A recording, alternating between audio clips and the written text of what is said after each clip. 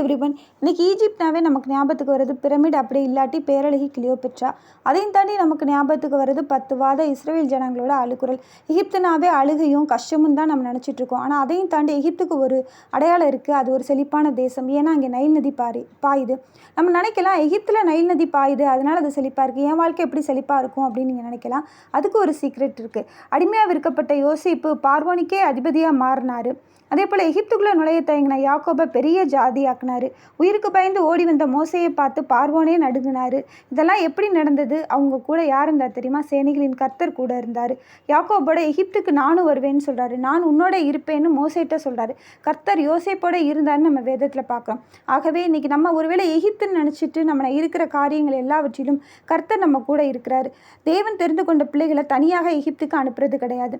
எனவே எகிப்தை குறித்து நம்ம பயப்பட தேவையில்லை. இஸ்ரவேலின் தேவனாகிய கர்த்தர் நம்மோடு கூட இருக்கிறார். ஆமென்.